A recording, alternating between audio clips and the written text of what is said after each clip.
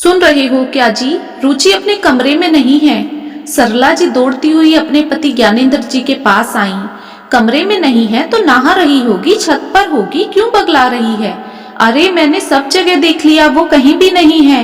ओहो, पार्क गई होगी टहलने, सबर रख, मैं देख कर लाता हूँ। सब जगह ढूंढने पर भी ज्ञानेंद्र जी को अपनी बेटी रुचि नहीं मिली। तब जाकर ज्ञानेंद्र जी का माथा कुछ ठनका। इतनी सुबह रुचि कहाँ जा सकती है? सुबह से शाम हो गई ढूंढते ढूंढते। तब जाकर ज्ञानेंद्र जी एफआईआर कराने थाने पहुंचे। कोई यार वार था क्या तुम्हारी लड़की का? कभी उसके साथ भाग गई हो? कैसी बातें कर रहे हैं थानेदार साहब? मेरी लड़की अभी बस 18 साल की है, उसे दुनियादारी का कुछ भी नहीं पता। बड़ी मासूम है मेरी लाडो तो। ऐसी मासूम लड़कियों को हम हर रोज होटलों से पकड़ते हैं। नाना थानेदार साहब, मेरी बिट्टो तो बहुत सीधी है। घर से कॉलेज और कॉलेज से घर के अलावा वो कहीं जाती ही नहीं। ठीक है, आप घर जाएं, हमने रिपोर्ट लिख ली है। कुछ पता चलता है तो हम बताते हैं। क्या हुआ जी? क्या कहा थानेदार ने? कहता क्या? बोल दिया कुछ पता लगता है तो बता देंगे। अरे कब तक बताएंगे? मेरा तो कालजा बैठा जा रहा है। न जाने किस हाल में होगी मेरी फूल सी बालक। सरला जी का रो रो कर बुरा हाल था। ज्ञानेंद्र जी भी थाने के चक्कर लगाते लगाते थक गए थे, मगर रुचि का कुछ भी नहीं पता चल रहा था। मम्मी, जब तक दीदी नहीं आएंगी तब तक हमें ऐसे ही भूखा रहना पड़ेगा क्या? सरला जी के 12 साल के बेटे रुद्र ने पूछा।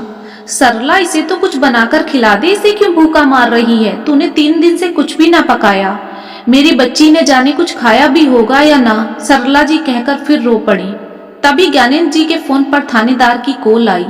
हेलो ज्ञानेंद्र जी, आपकी लड़की का पता लग गया है, आप थाने आ जाएं।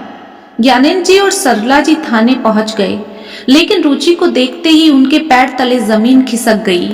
रुचि एक 40 साल के आदमी का हाथ थामे बेंच पर बैठी थी। उसकी मांग का सिंदूर और बिंदी बता रहे थे कि रुचि ने शादी कर ली है। अपने मम्मी पापा को देखते ही रुचि ने मुंह फेर लिया। क्यों ज्ञानेंद्र जी, यही है आपकी लड़की? थानेदार ने ज्ञानेंद्र जी से पूछा। हाँ जी थानेदार बाबू, लेकिन ये तो आपको पहचानने से इनकार कर रही है। रुचि, बेटा बता दे थानेदार बाबू को, हम ही तेरे मम्मी पापा हैं। सरला जी ने रुचि को अपनी बाहों में लेते हुए बोला, लेकिन रुचि ने सरला जी का हाथ जोर से झटक दिया। देखिए इंस्पेक्टर साहब, आप मुझे और मेरे पति को बेवजह परेशान कर रहे हैं। मैं इन दोनों को नहीं जानती, आप हमें जाने दीजिए प्लीज। इतना सुनते ही ज्ञानेंद्र जी की आंखें शर्म से झुक गई और ज्ञानेंद्र जी धम से पास पड़ी एक कुर्सी पर गिर गए। रुचि, बेटा घर चल, तेरे बिना तो सारा घर ही सूना हो गया है। कौन सा घर? जहाँ नहाने के लिए है ना खाने के लिए? लाइट चली जाए तो मोमबत्ती भी नहीं ढूंढे मिलती। आज तक एक जोड़ी कपड़े मर्जी से नहीं बना पाई मैं। मेरा दम घुटता है उस घर में। चले जाओ मेरी जिंदगी से और जी लेने दो मुझे मेरी जिंदगी आराम से। रुचि की आवाज इतनी ऊंची थी कि सारा थाना खड़ा हुआ सिर्फ और सिर्फ रुचि को देख रहा था। इंस्पेक्टर साहब, ये रहा हम दोनों के कोर्ट मैरिज का प्रमाण पत्र और ये रहा मेरे बालिग होने का सबूत। बताइए ज्ञानेंद्र जी, आपको कुछ कहना है अपनी लड़की से? थानेदार ने ज्ञानेंद्र जी से पूछा। ज्ञानेंद्र जी ने सर हिलाकर नहीं बोल दिया। ठीक है मैडम, अब आप जा सकती हैं। रुचि अपने पति का हाथ पकड़कर थाने से बाहर निकल गई। ज्ञानेंद्र जी और सरला जी की झुकी नजरें उनके हृदय घाव को बयां कर रही थी। क्या गुजरती है उन माँ बाप पर जिनकी बेटियां उनको ऐसे घाव दे जाती हैं जिनका इलाज किसी नीम हकीम पर भी नहीं है। ऐसी ही पारिवारिक कहानियां सुनने के लिए मेरे चैनल को सब्सक्राइब करें।